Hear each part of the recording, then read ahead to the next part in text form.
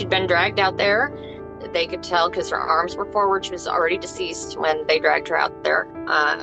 And the rope was used to drag her. They got out there and the body was severely decomposed, but they thought, not so decomposed that they couldn't do anything. And I read an article that said they turned her over and she just basically didn't have a face.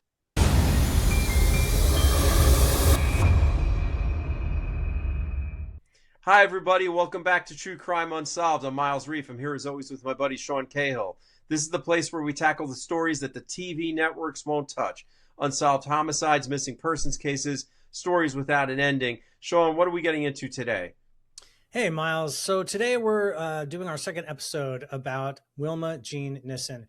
I would strongly urge you guys, if you have not yet seen the case breakdown for this episode, which came out last Friday, go take a look. We'll put a link down in the description. This is a story that's got a lot of aspects to it. Last week was really the telling of the sort of Jane Doe murder investigation that took decades to even get an identity on this Jane Doe, who was killed and left for dead in a ditch in Iowa back in the 1970s. But then it turned out that once her name was made public, she actually had a living daughter who had been searching for answers for many, many decades, also since the 70s, to try to figure out what happened to her mother.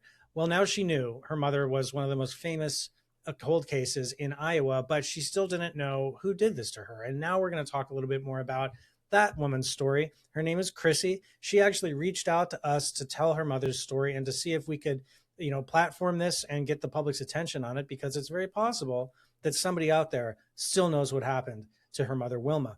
So you're going to meet Krissi. We're going to do a very long interview with her. She had so much to say, and there's a lot of detail in this that is not in our case breakdown. We actually intentionally held back some stuff because Krissi has such a close connection to it and is really the best person to give that level of detail. So this is about a couple things, right, Miles? It's about a very sad murder story. It's about a woman's, journey growing up, trying to figure out who am I? Who is my mom? Where do I come from? Only to figure out that answer is about as shocking and tragic as you can imagine it would be.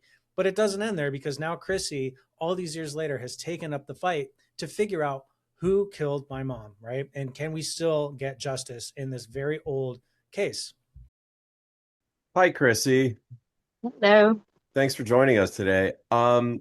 Where do you want to start? Where's the best place for you to start on this? Because it's a long journey for you. I know that. Yeah. Fair warning, I jump around a lot because I didn't get all the information in a timeline and I do get nervous. So you just tell me if I've gone too far left and we can start wherever you want. That's fine. We're good at that. That's okay. So we'll keep you on track. Let's start here. So because I wrote some notes myself over the last 2 days, just reading stuff about your mom's case and watching some videos with the cops and all that. So you were born in the late 70s, let's say, and your mom's remains were identified in 2006. So I guess the first thing I'd like to know is, what was your life as far in regard to knowing who your mom was and all of that from, this large portion of time that you were alive before you even, found out that she was deceased? I didn't know anything about her. I was raised by her last foster family, and I found out I think my adopted mom, my adopted parents were very elderly, and my adopted mom wasn't well. She had a lot of pain. So as soon as I got out of a stroller, she got in a wheelchair. So she was on a lot of medications. And I think one time she'd had a couple of her pain pills and let it slip my mom's name, her first name. They had to tell me I was adopted. That was part of the adoption rule. When I was around 12, I went snooping through this old desk my parents had that had paperwork in it I had stuff in it still from the 50s. They were from the Depression era, so they never threw anything away. And in there, I found a photograph of my mom and my original birth certificate before it was changed. So that's how I found her name. Okay. Did you ever speak to your adopted parents about why they didn't share this information with you earlier, or like, what was that like? They just wouldn't tell me about her. My adopted dad was 71 when I was born. He was born in 1907, so he unfortunately was one of those old men that likes to say, I'm not racist, but Right. he told me that my mom ran off with a bunch of black guys. That was the story that you grew up with? hmm I was Okay. told that she left the hospital and they adopted me from birth, which they fostered me from birth. I was also told that they had my mom her whole life and found out that that was not true. Wow. So Got it. Well, I guess my question, and I don't want to make this about your adopted parents, but do you feel like they were trying to protect you to a certain extent? I mean, look, we all, my dad was older when he had me, not that much older. But he was from a different generation than my friend's parents, and he had yeah, a certain views of the world, but he was. I know that whatever he did, it was because he cared about me, whether it was, it was through his lens, right? So I guess that's what I'm curious. Like, do you feel like at the end of the day, they were trying to protect you because they knew that maybe I, your mom wasn't I in a great don't, place? I don't think so. I really don't. Um, I think it was, and I hate to say this, but I think it was, well, my dad just wasn't an emotional person. My adopted dad just wasn't. I asked him how he met my adopted mom before, and he told me it was none of my business. So he Wow. just, he was old school Italian. So, Wow. um, and he thought I was retarded. So yeah. And I don't think if they knew what she was into, they were in denial. They, if they didn't like something, they would just ignore it. Got So it. I don't think they knew. Okay. So, Oh my God, get off the TV. Sorry. oh, you're good. So let's fast forward a bit. So when you sort of have, it sounds like you get like a trickle of information through snooping around when you're a kid and learn your mom's name and stuff. Did you start looking for her at an earlier age? I had always asked about her, and once I found her full name, I mean, this is the early '90s, so there was no internet. I started calling names in phone books that matched. I think when I had a talk show. I'm sure you heard. I had the Sally Jesse Raphael show looking for her. I don't know if it was when I was 17. I feel like it was a little earlier than that. I think I was like 16. Wow. Um, but I did, and I did nag my adopted parents for information about her, but they just refused to tell me anything. So Wow. How do you feel about that decision looking back at it now? I mean, obviously, like the whole family dynamic is interesting and pretty unique between you and them and your mom. yeah. But do you feel like that was the right decision, or do you wish that they had been more forthcoming? And or do you see a reason for that now that you agree with or no, you know? I wish they would have been more forthcoming, and I hate the fact that I do, but I have a bit of resentment towards them for not telling me anything, and the few things they told me were often lies or half truths. Yeah. I don't lies is fibs. Can we go with fibs? Sure. Yeah. When you say that, what were those fibs sort of making things easier, or where they thought they were making things easier, or like making up, because it's like, oh, your father's been, in the army on a secret mission as opposed to being Yeah. in prison. Was it something like that? No, it was just stuff that didn't even make a difference. Like they had said that they'd raised my mom since like her almost her whole life. And I found out that was very much not true. Um,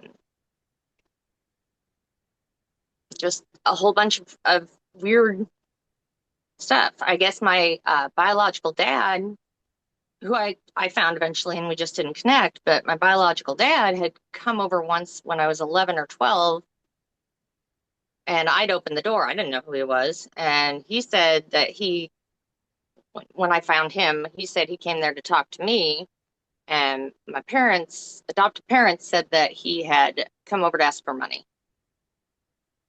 I don't know which way to go on that. Maybe it was both. I doubt that he wanted to talk to me because he lived about 35 minutes from me. So he could have talked to you quite frequently if he had wanted to, it sounds like. Yeah. Yeah. Wow. So let me ask you this, because I've been thinking about you ever since we spoke on the phone, and you kind of laid out your whole story and like how long this journey has been for you to figure out your mom's life and now figure out what happened to her. I mean, do you think that the fact that no one was ever totally like forthright with you is part of the reason you're so driven? Because it really is all on you to get to the bottom of the truth. Like all the people who might have had the keys kind of gave you not like total outright lies necessarily, but like some version of the truth of your mom's life, you Their, know? their, So, their truth, maybe, but not the truth. right. So do you think that that's part of what's just kept you so motivated? Because this has got to be like frustrating and difficult all these Oh years my of God. looking and looking, you know? It takes a lot of It's motivation. exhausting. It's exhausting. It's emotional. It's not good for a marriage. But that might be part of it. I I think more of it is actually learning about her life and all the crap she went through. And no one ever, I mean, even if she wasn't my mom, her life was so awful. And no one ever fought for her. No one ever even reported her missing. Well, let's talk about that. So I guess let's back up to where you were taking us, right? As a sort of a young person trying to get the clues of your mom's life and starting to see these little tidbits of oh, you kind of like have figured out who she is, but nobody's giving you the whole story. So Yeah. it sounds like even as a teenager, you were already contacting like outside help for this. So just keep Well, taking I us had through. no resources to do it, you know? Well, I guess let's start with, just building on what Sean just said. When you had found out these little tidbits of information, like her name and stuff, did you start looking for her? And I'm assuming you did talk to your parents, even if they didn't want to talk about it. Did they ever tell you like, well, she's over here, or she doesn't want anything to do with you, or like No. what? They said that they had no idea. I do remember them saying that she's probably dead. Interesting. Okay. Yeah. I just remember that. But they obviously had no knowledge of. No. Okay. So that I guess was just probably Well, just a guesstimate based on her lifestyle, or I honestly, I, I had so much in common with her in our 20s that I feel like she's a part of me. well, she is. Um, She's your mother, so yeah, of course she but is. I mean, it's uncanny the amount of stupid things we both did. But oh God, I went left. No, no, Sorry. no. And listen, that's what our 20s are for, right? Doing stupid things. It's just like I think where we are and what kind of parental structure we have depends on how far that stupid stuff can go, right? I mean, Fair. we all have it in us to do stupid stuff when we're in our 20s. It's just, Yeah, is there I did someone not grabbing you and look pulling you stupid. back, right? And some of us don't have that, and that's how people get messed up. Um, Look, I think what stands out for me, and why I think Sean and I both really wanted to do this with you is that we cover a lot of cases where the victim is someone who had, they had their whole life ahead of them. And, you hear this like she had such a bright future and she was just in the wrong place at the wrong time. And then you have these cases where someone, had a harder time in life and had maybe, made some wrong turns and they ended up in a spot where it was dangerous and they met a bad end. And sometimes there is an attitude, I'm not saying everybody feels this way, but sometimes there can be an attitude where it's like, well, it is what it is. And It's disposable person.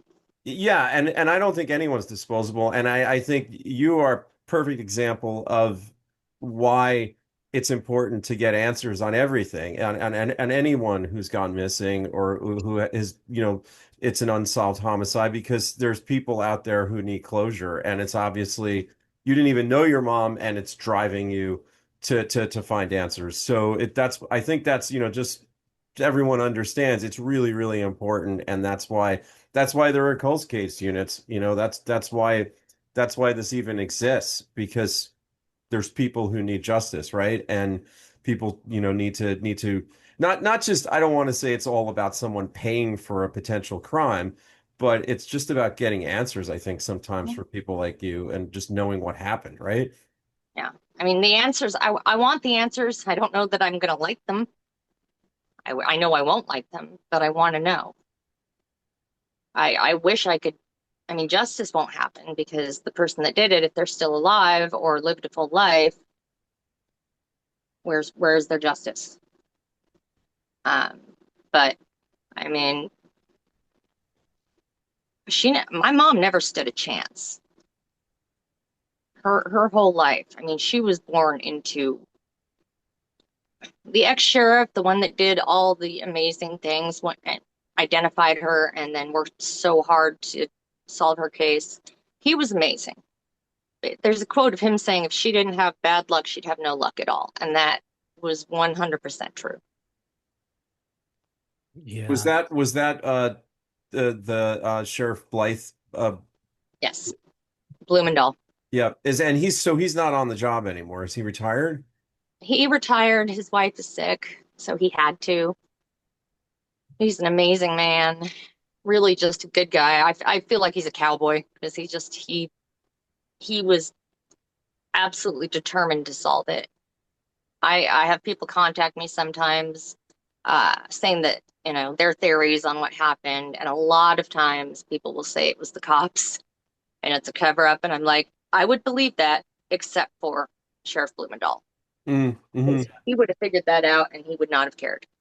So take us, I guess, back to your journey, right? Because I think what's really interesting is you started your search for your mom thinking she was going to be a name in a phone book that you could find and call one day, right? And that's not how this I, ended for you. It I was did. hoping, I had this fantasy in my head that I would find her one day and we would meet and have a coffee or something and sit on a porch or sit in a living room and just talk. I never resented her for giving me up. I figured she had a reason. I didn't know what it was, but I figured she had a reason. It's not like I was just dumped, you know. Um, she kept in touch. This is another thing I should have put it together, but I'm not that bright sometimes. She kept in touch with all of her foster families until she went missing. Wow. Because my adopted parents had said that when she turned 18, she just took off. She went for a walk and never came back. I'm sure there's a kernel of truth to that, but not just that. Because if that was true, how did they end up with me when she was 22? So that's what I was going to ask. How old was your mother when she had you? She was 22. Okay, and then that was the year before, right? It was 1 year later that they dated her remains to, correct? Yes, they still don't know an exact date, as far as I know, but yeah, she was murdered roughly around my first birthday. Well, when did you find out? I mean, I guess it was 2006, right? And how did you find out? Can you just walk us through that whole thing? It was a strange, I guess, fluke. My a friend of mine, his mom, um, and everybody always calls her my friend. She's not my friend. But she had actually found my biological dad. When they identified my mom, there was this article, not front page, not this big headline anything, just a little blurb in the newspaper that my friend's mom was reading, and she recognized the name and came over to where I was and asked me what my mom's name was. And I told her, and she starts, "Oh my God, I'm so sorry. They found her and she's dead." And I was going through a really bad time in my life then, too. So I was like, oh, cool, one more thing. Right. So if she Experience. hadn't seen that newspaper article, it might have been months before I was able to find out. but it's actually like, I think a day or two after they actually confirmed her identity. So Wow.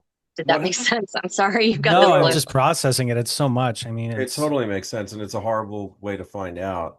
Um, so what happens for you then after Um, you find out that they've identified your mom's remains? I can't tell you um, like step by step because it's all kind of a blur. Like I said, I was going through a lot at that time. I know we called Sheriff Blumendahl and they had me go down to the local police station and take a DNA test. And I didn't know they could do DNA test that quick in 2006, but I think it took them a day and they were like, yep, that's your mom. oh. What was that moment like for you to finally have that confirmed and like that first part of your search is over? I mean, like you found her now, right? But there's this whole other thing about to start for you. Yeah, it went from having, 100 questions to over 1,000, you know? It definitely wasn't a good feeling. I mean, Mhm. I would have rather never found her than for what happened to her to happen. Yeah, of course. Blissfully ignorant. So, you know, let's talk a little bit about what happened to your mom, right? Because we've talked about your search for her and finding out that she was deceased and what that moment was like. But I think that there's another aspect to it, right? Because your mom didn't die of natural causes in a comfortable bed somewhere. What happened to her was Awful. really out of the norm. So I guess just take us through it. And then it starts a search for a whole other part of the story, right? Do you want the rundown of her life? Yeah, I think because this would have been when you discovered a lot of it, right? Like backing up to what led her to where she was found, I would think. Yeah. Well, and Uh, how did you find out? Hmm. Like, did you find people to talk to? Like, a how did you? lot of it I found out from ex-Sheriff Blumendahl, and the other I found out from her first foster family. All right, so she was born in the San Francisco area in 54. She had a younger sister that I'm not sure if she's alive still, but she had a younger sister that was deaf and mute. Her mother walked out on them when she was, I think, 7. Their father was even worse than their mother. He would go to work, and while he was at work, he would lock the two girls in a closet all day. No food, don't know if they had water, couldn't get to the bathroom, don't know if they had light, but that was their lives until he got fired. I don't know when he got fired. Um, she was born in the San Francisco area, but somehow after he got fired, they ended up in the Los Angeles and Orange County area in California, Southern California.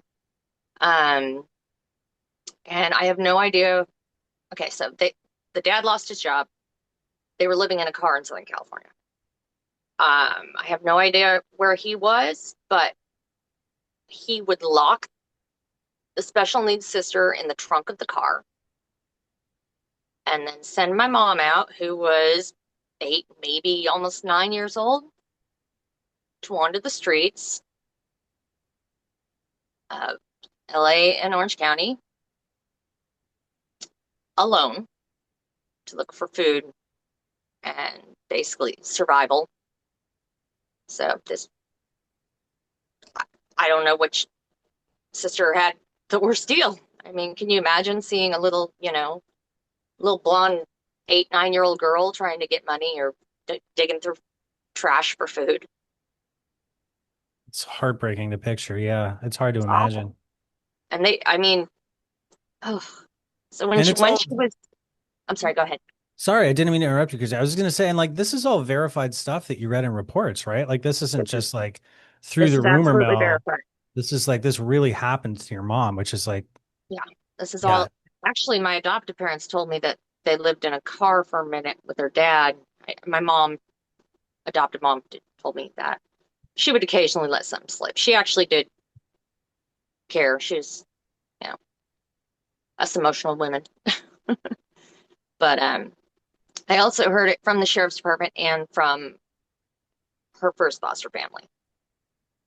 So For a couple years, they did. I think for a couple years that was the case, and that sounds like a living hell. Um, Finally, CPS stepped in when my mom was 10. The sisters were separated. Um, her sister Mona went to a group home that could work with her because she was, deaf and mute, and that would be difficult. Um, and then my mom was sent to Marshall and Maxine Holty in Anaheim, and that was her first foster family. And they were amazing. And I've learned a lot of things from them. They're getting really up there in years, but they were they loved her. They had two other foster children. They had a set of twins, and they loved these kids like they were their own. My mom almost immediately started calling Marshall daddy. They had a dog, and she was so enamored. She'd never had a dog. I guess she said something like, "Oh, look, a puppy of my very own." And she was just, after all she'd been through, she still had this innocent child in her, and I just think it's amazing. When she arrived there, she had never been to, she's 10 years old. She had never been to school. She couldn't read or write. She couldn't even read or write her first name. And she didn't even know how to use a fork. That's how neglected these girls have been. That detail really sticks out to me for some reason. I think it's just so hard to imagine, right? Yeah. Somebody that age that can't even use like a utensil to eat. Yeah. I mean, it really just highlights like how much neglect had been going on. Yeah. Yeah, I think that's the key word here is neglect. Yeah. Yeah. How did you find the first foster family? They actually, the Lyon County Sheriff's Department, um, actually found them, and I think they gave me the information. And I contacted them, and I did go up and meet them. I have met them a couple of times. Uh, they're really sweet. I got to see home videos of my mom. Not well, they weren't videos, they were slides, but her first Christmas ever was with them because she'd never had a Christmas, you know. Um, she was happy. Um, the foster mother, Maxine, taught her how to, read and write at a first grade level. Of course, how to use a fork and how to do some basic math um, in the almost 2 years that they had her. Um, she told me a story about my mom. Okay, so the foster mom's sister, I believe it was, had come over, and I don't remember if she was feeling sick or sad or something was going on. And my mom went out in the backyard and picked a rose for her and gave it to her to help. She wanted her to feel better. She was just, she went through hell, and she was still sweet. So what happened with that family? Was it just the process and that she was adopted out because they were just fostering her, or why didn't she Oh stay no, with them? nothing that awesome. That would be good luck if she got adopted out. No, unfortunately, Maxine developed pretty severe rheumatoid arthritis, and they would have kept the kids, but Child Protective Services said no. So they lost all three of the foster children by no fault of their own. They were nothing but amazing to my mother. She stayed in touch with them up until she disappeared. After that, I know she had at least a couple other foster homes. Um, there was a school, um, but I don't know how much of a school it is. Well, how was it, Krissi? Sorry, how old was your mom when the first foster mom developed rheumatoid arthritis and the kids were taken away? I'm guessing around 12 or 13. Yeah, she had to be Okay. 12. Okay, so she had like 2 good years with them where Yeah, they almost kind of almost two like years, I think. gave her some basics, like you said, Yeah, gave her, love. encouraged her and nurtured her, and she had a good 2 years there, and then and then she had to move on. Yeah. But it sounds like you said she kept in touch with them, which was why when you found out what had happened and you went and spoke with these folks, they actually had a lot of information about your mom that went past that point, right? Past 12 years old, because she had talked to them through all of that. Yeah. They were really sweet. I was expecting them to take one look at me like and be gone, Satan, because I'm showing up with tattoos and dyed hair and I thought they were going to be like, oh no. But they were so kind and so welcoming and so sweet. So if my mom would have been able to stay with them, her life would have had such a different trajectory. Wow, that's a really kind of powerful thought right there. I mean, this poor woman who was just ripped from every piece of stability she ever started to get underneath her feet. And you found this one moment where like her whole life could have changed. She might still be with us right now, Yeah, probably would be, right? That's so sad. yeah. That's That's all so it takes. I mean, it's You know, heartbreaking because she not to be trite finally about it. got it. I'm sorry. No, I was just saying, I mean, you see that, and I know people personally where that thing did work out, and so they did turn out differently, so it's really that's what it takes. I mean, your childhood is so important, and how you're treated in your childhood is so important. I'm so sorry that your mother had to go through that and that you had to find out all of this in such a terrible way. I Um, just, it's her. I feel so bad for her. yeah. So you're on this trail at this point, it sounds like. I'm just trying to kind of like piece together your journey. So you meet the foster family, you find out more about who your mother actually was. I'm assuming that they knew some of the struggles that she had gone through Yeah. later on because she had stayed in touch with them, right? Mhm. Yeah. So where do you go next? Okay. So after CPS took her away, like I said, she went to a couple other foster. I don't know the exact timeline. I know she went to, I think their names were Nick and Shirley. Oh God, I forget their last names. They're both deceased as far as I know. But she stayed in touch with them as well. I'm sure there was a couple of group homes, orphanage, whatever you want to call it, situations in between because there almost always are. Um, and then I have to look at the photograph to, I believe when she was 18, when she left, she immediately got suckered into marrying her first husband, whose name was Donald Wellington. And I recently found an article that he had a rap sheet for burglary, drugs, and pandering. And when she married him was right about the time she started getting arrested for prostitution. Okay. So I think she went from being in these foster homes where life wasn't going too great to, because I think if he said, if you love me, you'll do this, she would Hmm. do it. Okay. Even when I went and met the Holties, they said that they know, even they are like, yeah, I know he got her into this. Sure. Um, I'm There's an curious, article. how did the police put that together?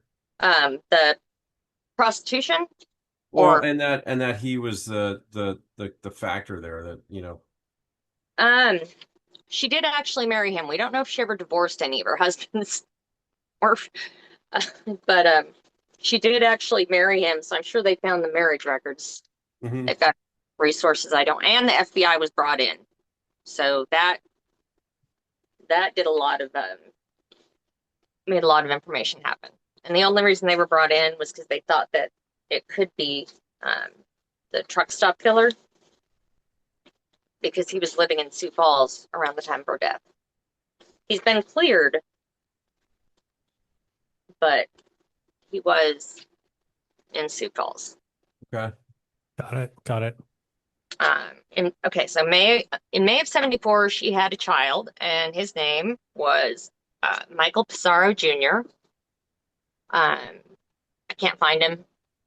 He got taken away from her. I believe she was trying to hitchhike to Florida. Oh, wow. Yeah. Yeah, so I have no idea where he was even taken away. He was born at 7 months. All of us were. She had three children, and all of us were born at 7 months. Oh, yeah, Hmm? yeah. So, yeah, that begs the question, who the hell is Michael Pissarro Sr., right? Like, Yeah, yeah. clearly not Donald Wellington. That's very strange. Supposedly in December, I believe, of 74, she had a child uh, named Donald Wellington Jr., her husband. Have you ever connected with any of these other of her children? I can't find them. I've looked. I even they had a really good sale on Father's Day on Ancestry.com kits. So I finally did the DNA test, and I can't find anyone that I'm related to that's closer than a second cousin. And none of them really give a damn, Right, it seems like. Um, right. not for lack of trying. Of course. Yeah, the problem with those DNA things is that if the other person hasn't done it themselves and they're not in Yeah. the thing. I think that because I had two siblings, two younger siblings on my dad's side too, but they were taken into the system, and I don't know their names or their ages or anything. Actually, I had three on his side, but one I don't claim. Um, but I think that both of her sons are dead. But she had one in May and one in December, so 7 months apart. Oh man. Wow. Yeah, Yeah, I don't wild. even know what to say about that. Yeah, wild is probably the right word. Oh man. So let's think of it. Let me think here. So obviously, like your mom has a very, very troubled, sad background, and like sorting through all this just seems like it's been a life's work for you, like tracking all these people down and getting these reports and all of this stuff. But I do want to talk to My, you.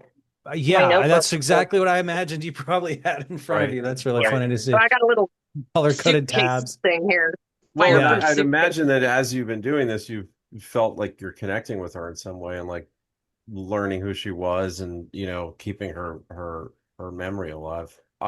Anyway, Sean, what were you saying? I was saying, I do want to return to your search to find out, like, once she was identified, that she had actually been a Jane Doe all these years, and we figure out that it's your mom. Now you have not just the search for your mom, but it's turned into a what happened to my mom, right? Because Mhm. she was murdered, and she was murdered and left in a place where she never lived. So that's another layer of this mystery. So let's talk about that a little bit, right? Because it's true crime unsolved, and I think that we want to figure out like how that could have happened and where you're at with it today. So I'm trying to figure out what's the right way to get into that part of the story, Krissi. I mean, like, what do you think? That one is there's some questions. All right, I'm gonna go left for like I swear 5 minute Go tangent. ahead. Go ahead. So I think she met my dad in 75. I have no idea how old she is. I'm trying to think too many things. It's a little emotional math, yeah. Yeah. But she met my dad in 75. Um, in June of 77, they got married. Or June? Yeah, June of 77, they got married. Maybe, I don't know if she ever got divorced. There's no proof she ever did. Um, uh, in August of 77, she had me, and that's when I was told she just left the hospital. I met my biological father. I asked him. He didn't know much. He really didn't have anything to say. He couldn't tell me shit about her. Um, there are rumors she was living, I can't remember if it was San Diego or Hollywood, but um, there's a rumor she was living in a trailer or something in that area. And there are also rumors that another sex worker asked an older man named Charles Inman Belt to get my mom out of town because somebody wanted to hurt her. Again, that's totally speculation. Don't know if that's a fact. Um, I do know that she hung out at the Pike in Long Beach. Sorry, that's a total tangent, but it does, in case anybody hears it, maybe newer. She hung out at the Pike in Long Beach when she was, you know, probably 18 to 21, maybe. I don't know. Um, but okay, so this Charles Inman Belt drives her to Atlanta and they stay with his mom. I don't remember if it was a couple of days or a couple of weeks, but it was a very short amount of time. Uh, and then she left. He's deceased now too, but he told the police that he thought she just left to go back to California. And she did just, spur of the moment do things. She was very wanderlust, you know, same stupid shit that I did when I was a kid. Um, but she went with him to Atlanta and then she just left. I think that I need to figure out how to focus on Atlanta because that was in February of 1978. And they believe she was killed around August of 1978. From Atlanta, she ended up working for an escort service in Sioux Falls, South Dakota.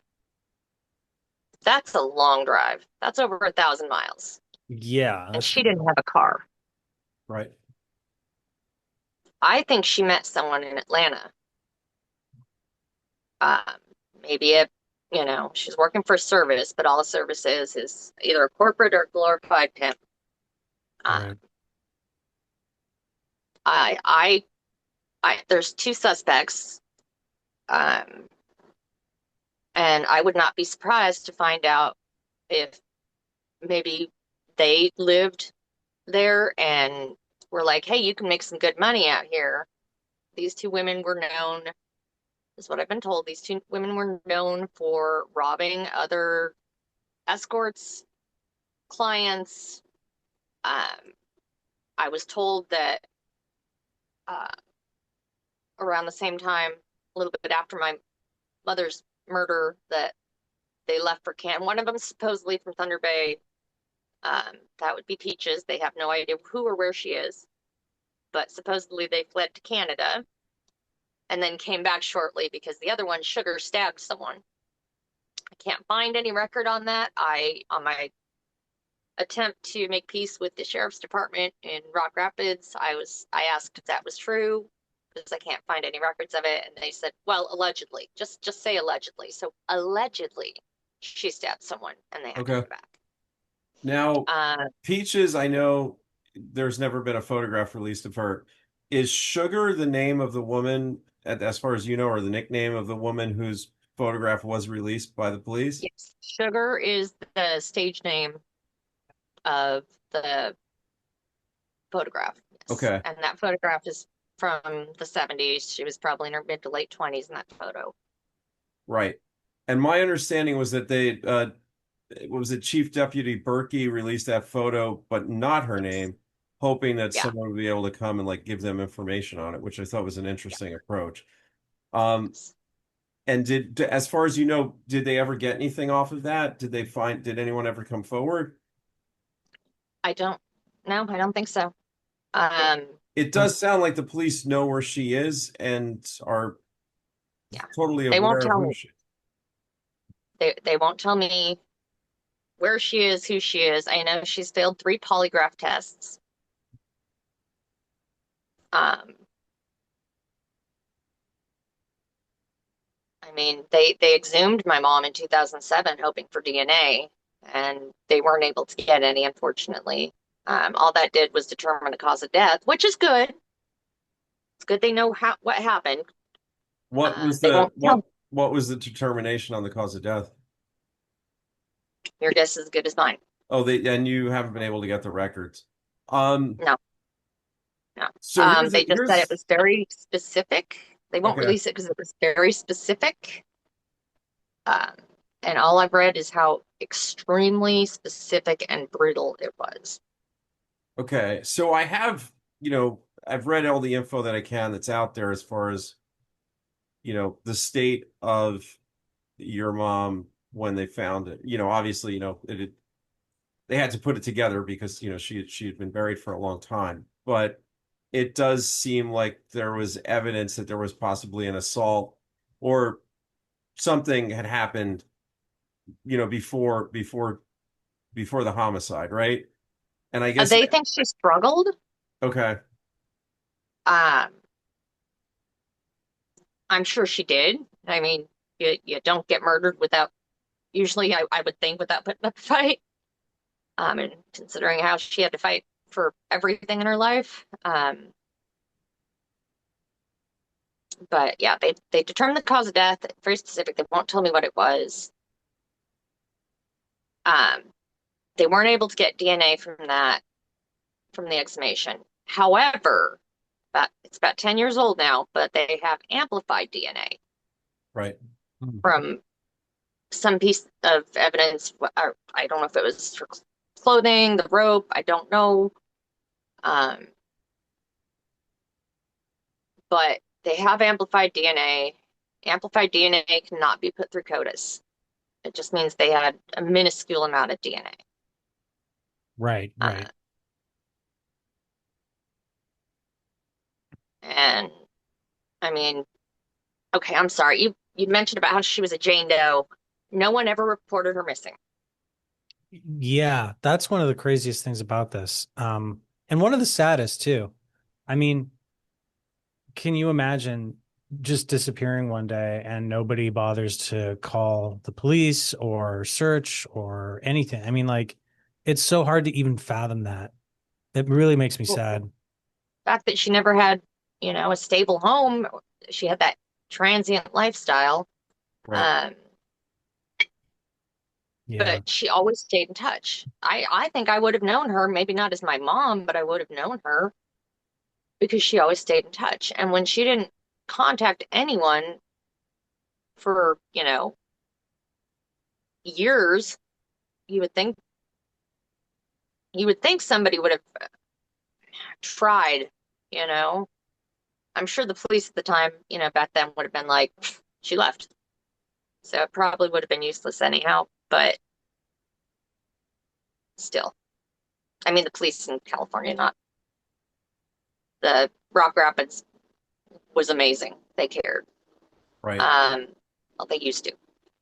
Well, and what, when you were talking to them and, when the cops that, like you said, that were helpful and were having a dialogue with you were still on the case, did they give you an idea of, I know you said that something specific happened, but their theory is that these other two women were, ripping her up, robbing her for like they all went on this job potentially They think that and she was leaving a party.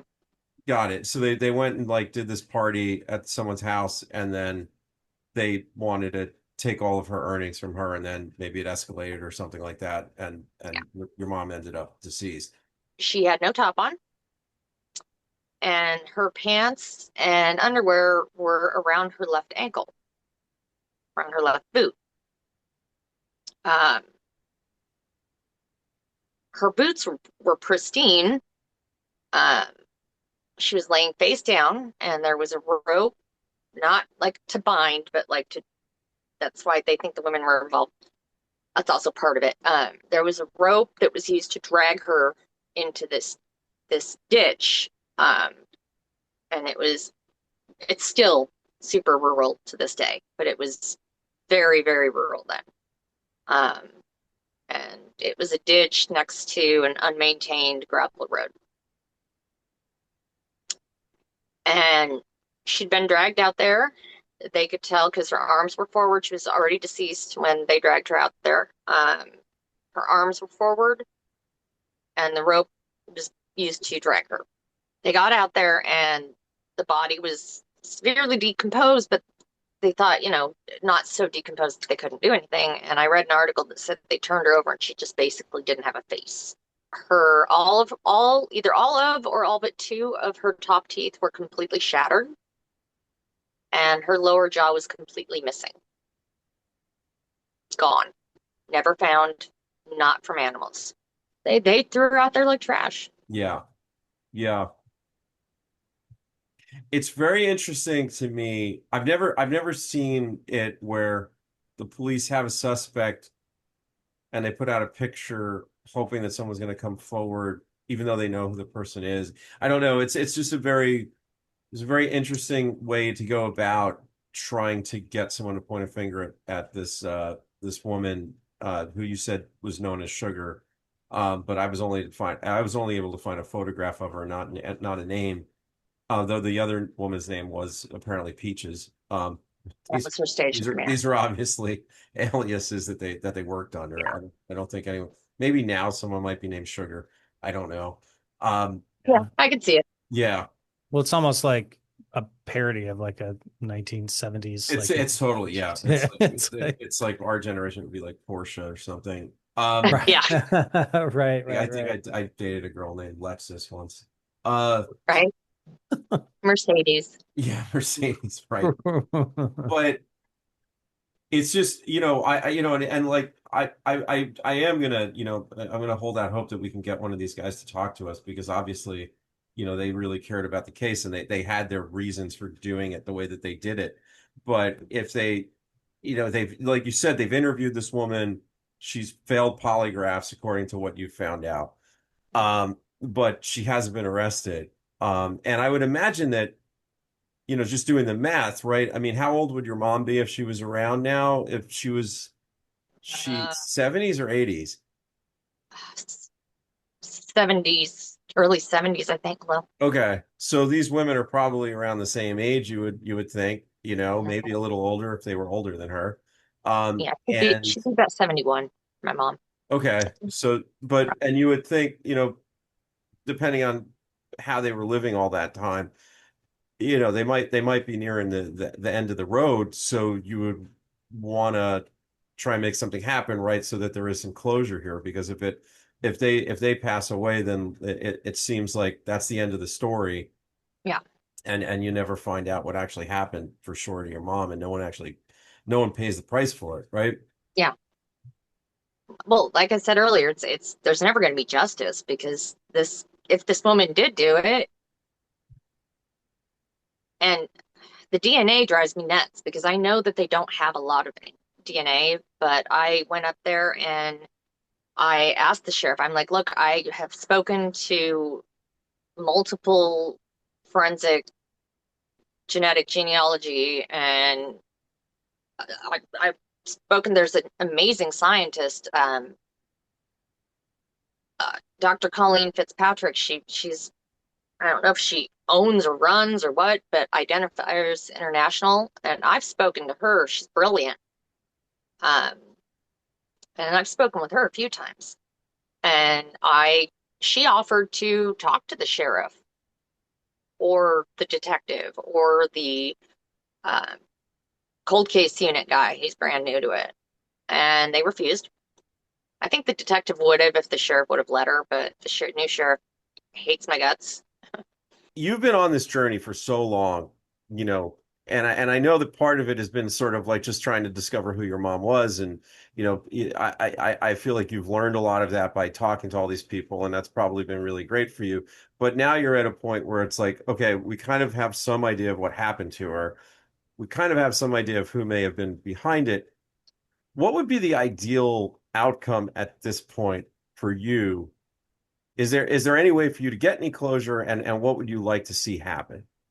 Closure is not going to happen. This is not a closure situation. Closure is something if you know someone's sick and you get to say your goodbyes, and you know, closure just isn't going to happen. What I would like to see is if anyone is alive that was involved in this, face justice.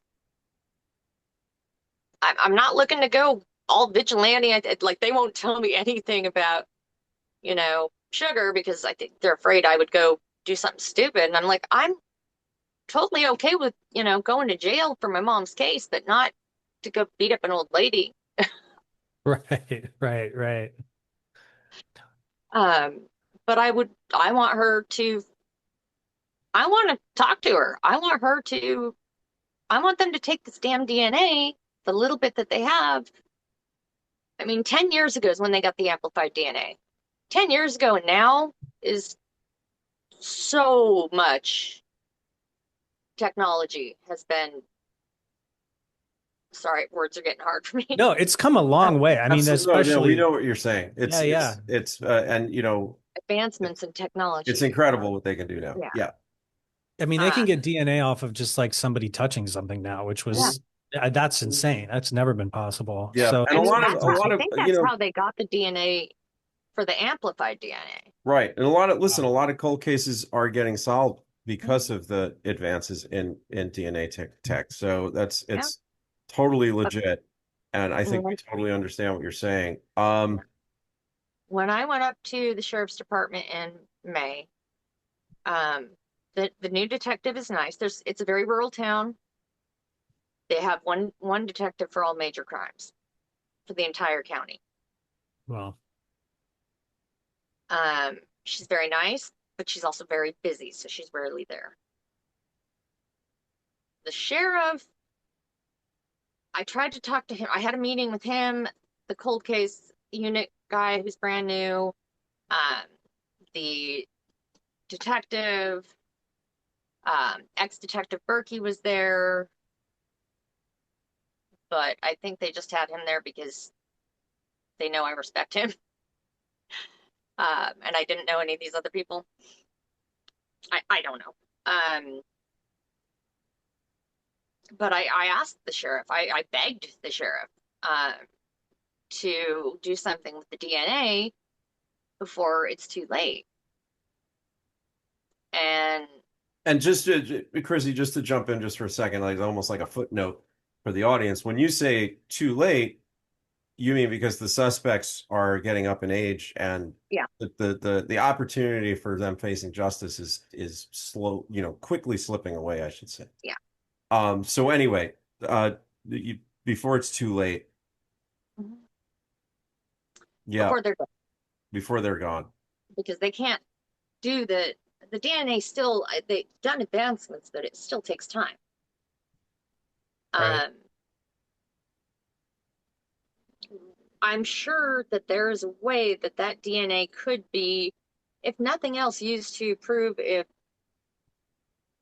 Sugar or any suspect, if they have others they haven't told me about, because anytime I ask them anything, I get told we can't tell you that.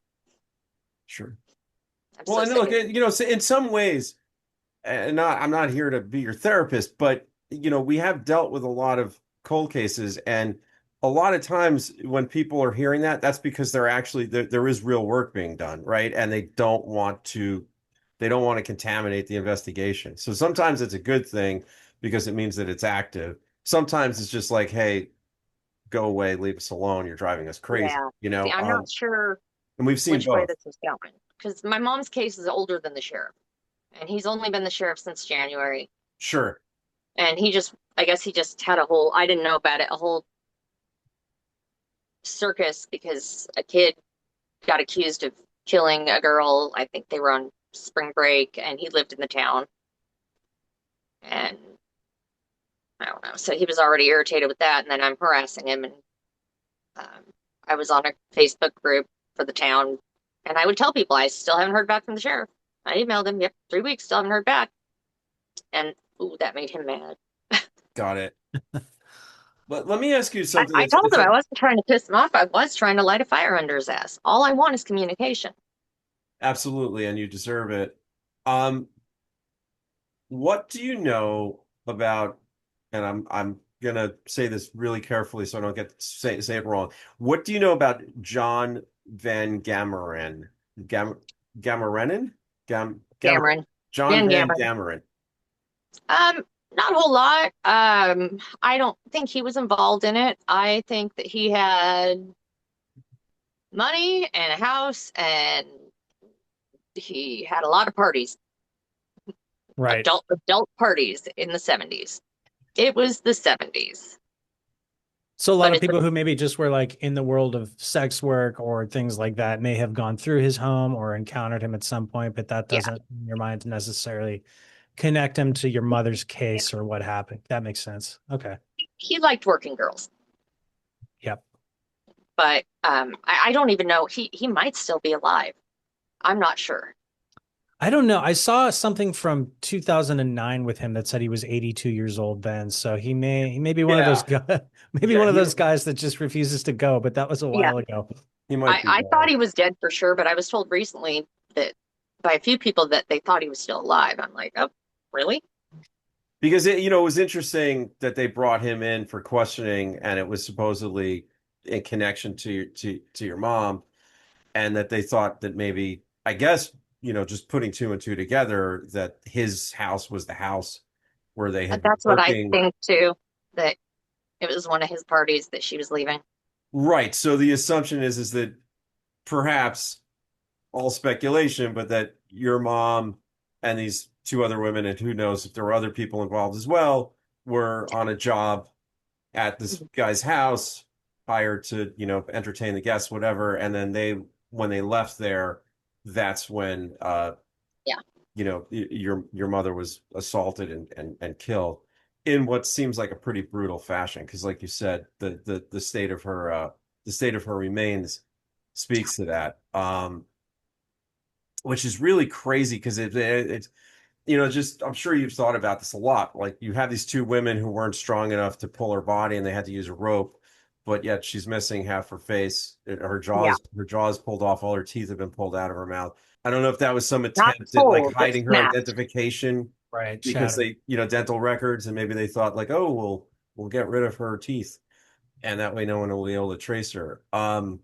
I mean, you have to wonder But why someone but yet did she that. had fingerprints. They were able to salvage a Well, couple that's fingerprints. they obviously hadn't, The Sopranos wasn't on yet, but they hadn't thought about that. Because you should get rid of the hands too. It feels like it's almost there, and I guess that's how you They must can feel. solve it. I know they can. Yeah. Like I said, the cold case unit, that's brand new for Iowa too. Um, the Attorney General, I know I'm going to butcher her first name, Brenna, I think. Brenna Bird is the Iowa Attorney General, and she just finally got on board with the cold case deck, where they take a deck of cards and put a victim. I believe they're all cold case victims from the state on these cards, and they distribute them to jails and prisons, places like that. Well, where are you at with it now? Do you have hope that despite all the frustrations and all the years that have gone by and everything that like the way it sits right now, do you have hope that there might be justice for your mom one day? If they hurry up, maybe. I keep trying to get it out there. I've got a website. I need to get an actual computer. I do everything on my phone, so I don't even know what the website works and looks like a website. I was on today. It works. Does it? Yeah. How Yep. Yep. awful is it? It's just, it's a little retro, I'd say, but it's fine. It's very I it's don't know very what I'm it's doing, and very I'm doing it all on another utilitarian. phone. It's utilitarian, and I think it's just like, here's this section, here's this section. Yeah, I need to get a cheap functional computer. I was looking at them. I'm like, yeah, I can't afford that right now. Yeah.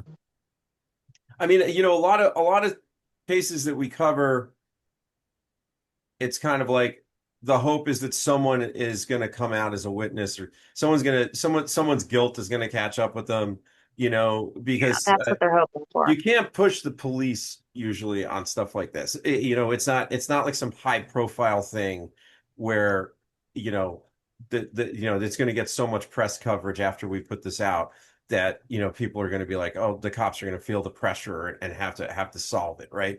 So the hope would I'm be, trying though.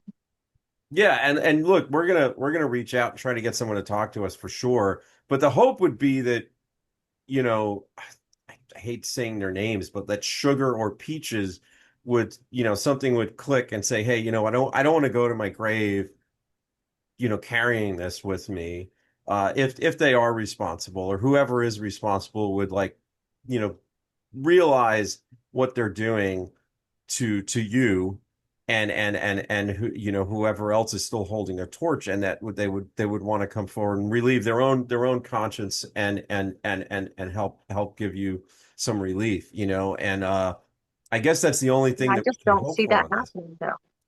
Well, you would think at this point, if they're at that point in their life and they haven't done it now, it's kind of like, Yeah, it's the cops are going to have to do something about it because I think you're right. I doubt that they're going to suddenly have a change of heart. Yeah. And Whoever's responsible. the cold case unit, I have to, I'm probably going to get in trouble for saying this, but I have to say it anyway. The cold case unit. So there's an investigator assigned to my mom's case, but since they're understaffed, he's got apparently a bunch of cases to review before hers. So he's assigned to her case to review it. And a few months ago, maybe 3 months ago, I asked him, well, are you going to be handling her case? And he said that it's going to be a while. And I asked him, well, how long? And he couldn't give me a time. So we guesstimated maybe a year. Every minute counts when someone's in their 70s. Yeah. For No, sure. time is not on your side on this one, unfortunately. Well, it's Like so you, frustrating because sorry, Sean, but it's so frustrating because the other investigators already pinpointed who they think it was, and they have their identities, and it's like I don't know what can be done there. Okay, so the sheriff's department used to have a whole page on their website for her with a reward and information and a tip line and all kinds of information, photos, all kinds of stuff. And that's attached to a lot of the older articles. And it had a reward and all kinds of other things.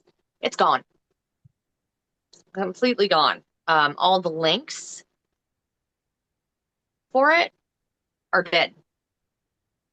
So there's a shit ton of articles out there from 2006 up until I don't know that just go to nothing. They go to a blank page. And I tried. I'm like, okay, you guys won't let me help. Let me do the grunt work. You get a little blurb on your website, and I will contact all of these places and have them fix the link. No. The DNA, I told them that I've got places that will help. I've got a GoFundMe. I've got organizations that will help pay for the DNA to be processed from an outside lab. No. Um, the cold case investigator, when he told me that, he's not even going to be able to review her case for probably a year. He also said, and maybe I took it wrong, but he also said he doesn't want to give me false hope, but her case probably shouldn't even be on their radar. that's encouraging. That's exactly what you want to hear as a family member, right? Yeah. I'm like, you want to give me no hope instead? Okay, cool. That just makes me think he just doesn't want to do it. He doesn't Right. care. Well, you When wouldn't be you crazy for being, led to that conclusion Oh yeah, based on on what he said to you, for sure. When Berkey and Bloomingdale were on the case, did they ever give you any idea whether they thought that these women might have been responsible for other stuff, and that that's maybe why they weren't moving because they were waiting to see if there was more Well, that they they. couldn't find the women. They still haven't found Peaches, but they weren't able to tell me much. They did say that they knew these women um, did like to rob other girls and um, and clients, and they've never been caught, obviously, or accused of um, murdering anyone, but they have done things that are violent. And the investigators were able to put that info together on two women who were doing this in the late 70s, as far as we know. And as far as how it's relevant to your mom's case, which is pretty great work. I mean, they must have Yeah, interviewed people. they were serious. Yeah, they They must have interviewed people who were clients, and they they really. went so far as to contact the guy, and you find articles about the guy that owned the escort service, and you can tell he was a total asshole. Pardon my language, but it is what it is. Um, they were able to get his information from the service. Like, I don't know how, but they got basically his little black book. Uh, I'm sure records weren't kept very well then. Um, But that's how they figured out that these two women and my mom worked for him. Wow. And the only reason they figured to look, I mean, even back in the 70s, the reason that they figured to look like they went, the first sheriff in it um, tried to find her and her Boots, which was one of her nicknames, by the way. She went by Boots. Hmm. Um, but her go-go boots, so they started checking clubs and stuff. And I'm like, really? Um, It's but yeah, great I'm work. sorry. I mean, it sounds like those guys did great work. Oh, they did. They did. Yeah, they did everything they could. The first sheriff, um, Craig Benson, uh, I never got to meet him because he was old school and he probably would have not liked my look. Well, let me ask you this. I mean, obviously, one of the reasons we wanted to talk to you is because we want to bring attention to your mom's case. And this, maybe kind of improbable or unlikely, but if somebody does have information or thinks of something, like, is there somewhere we should point them to? Is there an active tip line? Do you want them to go to your email or a I Facebook can page send or? you, I can send you, oh, I can send you information. And yes, they can email me directly. I don't care how trivial. If they saw my mom, knew my mom, picked her up hitchhiking, saw her at a party, anything. I don't care if they were a client. I'm not going to judge. Been there, done that. I'm not, I'm done. I can't Okay. judge and I won't. And I will keep them anonymous if they want to contact me and don't feel like their tip is anything useful or they don't want to talk to police. That's fine. That's great to know. That's Facebook, Facebook deleted me again. right. Yeah, you Again. mentioned that. Yeah. So not your first rodeo getting swept away with the Facebook stuff, huh? Yeah, they deleted me again 3 days ago. Jeez, I'm so sorry. Well, the email, I mean, like no one's going to take that from you, right? So maybe that's the best way. Email, they can also contact me through the website. Um, yeah. And I can send you a bunch of links that I've got or a bunch of tip lines. There's Crime Stoppers, the Sioux Empire. There is a phone number for the sheriff's department, but you'll probably get a voicemail. Right. Well, we'll put everything up that you send us. We always like end these episodes with a huge information sheet for like, if you have a tip, here's where you go. Yeah. Because hopefully something can come of this. I mean, it's a long search and it probably feels really difficult on certain days, especially, but you never know. You just never know. It's not so old that people who were around then aren't still here Yeah, cruising YouTube, you know? It's not that's inconceivable. that's that's why I'm trying so hard. Okay. Chrissy, thank you so much. We really appreciate you. And we'll Thank we'll keep the you. conversation going off camera. But Yeah. have a great rest of your day. And You too. I think it Thank goes you. without saying, Miles and I both hope you get some answers. It's been a really long road and you deserve it. And so does your mom. Yeah, she does. She Absolutely. really does. All I right. appreciate it. Thanks, Chrissy. All right. Well, take Thank care. you. You too. Bye. Bye. Bye.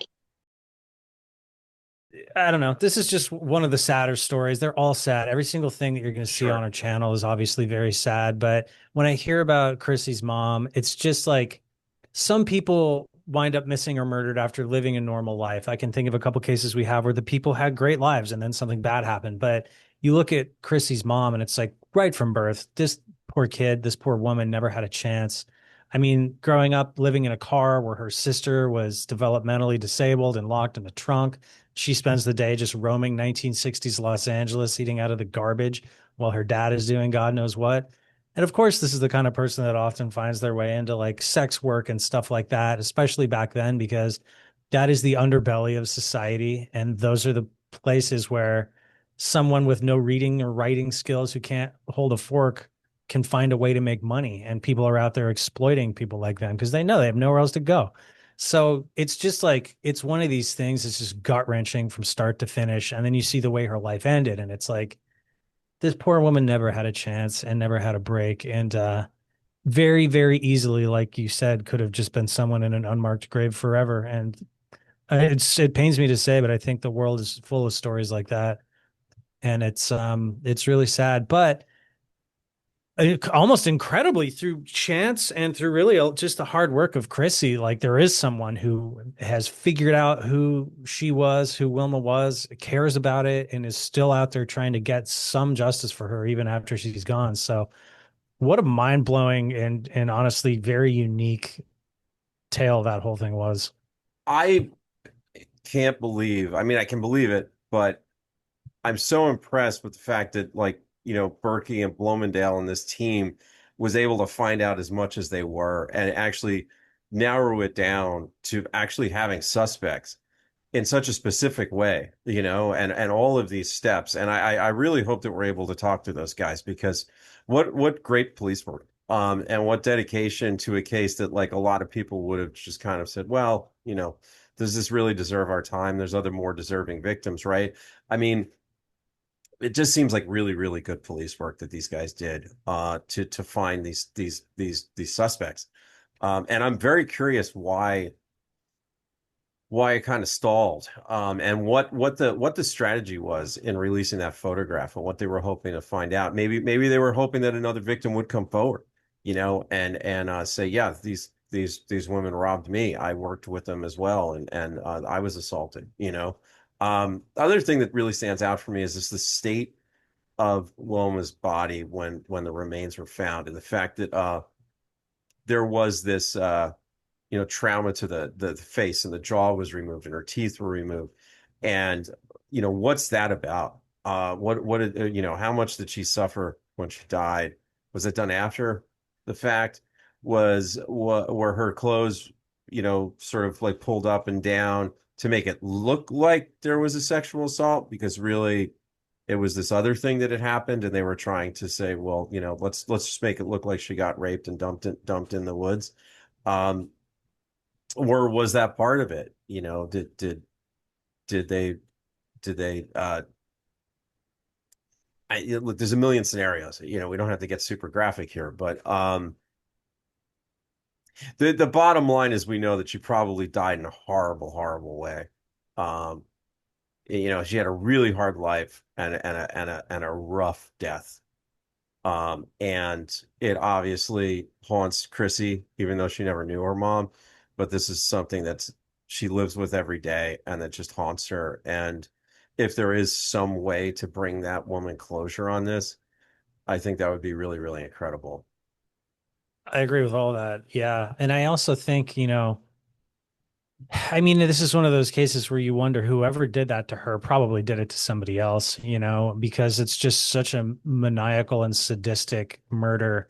It's hard to imagine somebody does that once in their life. And then it's like, yeah, I'm done.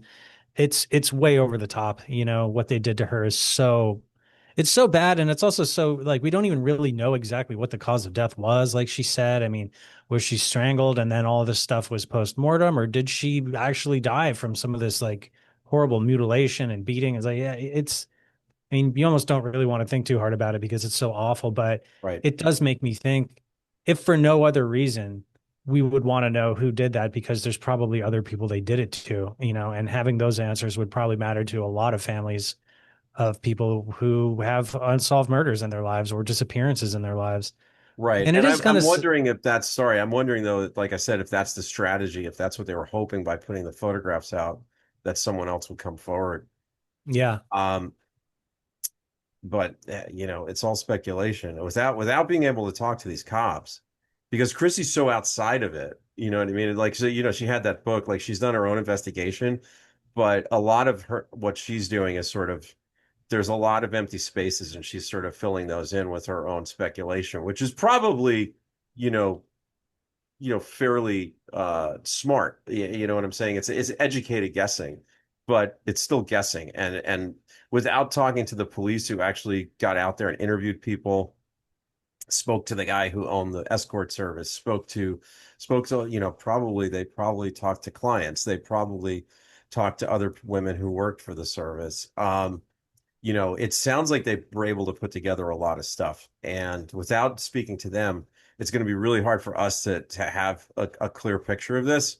Um, but who knows, guys? We try our best with this. You can't get everybody to talk. Not everybody wants to do this kind of stuff. I'll say this. If we're able to get somebody to speak off the record, we can always do like a follow-up video where Sean and I can kind of lay out what we've learned.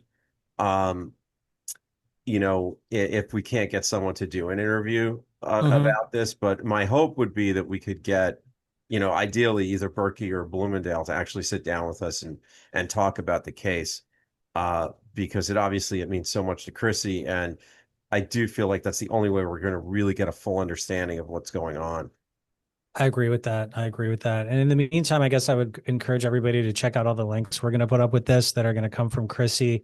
If you're interested in this case, I think that's the best we can do for now.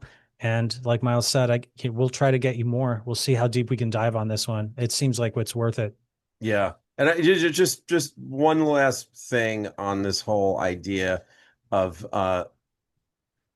deserving victims and undeserving victims. Uh, you know, if there were people in this world preying on people, like you have a segment of society that's really vulnerable, right? And like Sean was saying, like certain people, especially at that time period, I think it's the same now. Like, it's kind of like socioeconomic reasons, education, family background, all of that, and it pushes you into a certain place. And then there's people within that world who are victimizing others. Those people really, really deserve some sort of protection. And if they weren't given protection, then they deserve some sort of justice. And I don't think we can judge what someone was doing, and say, hey, well, they deserved it, because it doesn't sound like Wilma deserved what happened to her. No, not at all. And I think that it's easy for people maybe to misinterpret, when someone's living a certain life. Oh, well, that always happens to those people. So no big deal. It's like, well, there's a lot of jobs where there's danger and things, and it doesn't mean anybody deserves it. Do police officers who get shot in the line of duty deserve it because they know that that happens? No, of course not. And it's the same thing with someone who might be doing something that's a little more unsavory or outside the norm. Everybody deserves justice. And look, this poor woman that we just spoke to grew up her entire life not knowing her mom and not even knowing why until she was an adult. And it's like, oh, because this happened to your mom. She was murdered. Right. So Right. even And if you don't, that's a really good point. She's living her whole life. right. So So like even her if you late don't care, 20s. even if you don't care about the mom, which you should, but even if, let's say, you didn't, her death still has effects on living people and has rippled out to people who are still going through their life wounded by this and trying to figure it out. So yeah, it all matters. And we'll use the hashtag Krissi suggested. I think it's a good one for this episode. Other than that, I guess let's just stay on top of it, guys. We'll get back hopefully with more on this. And let us know as usual what you think in the comments. If you have ideas, theories, uh, any thoughts at all, we'd love to hear it. And if you Yeah. really like what we're doing, trying to bring this stuff to your attention, then give us a like and subscribe. We really appreciate that.